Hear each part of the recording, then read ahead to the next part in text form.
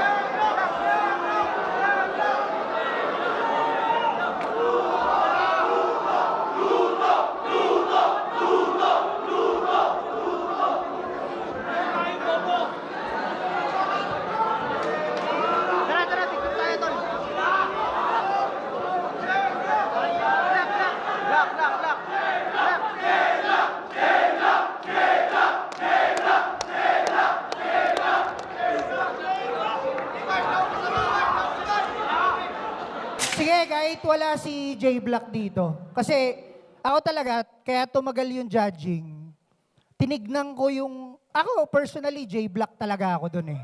Totoo talaga.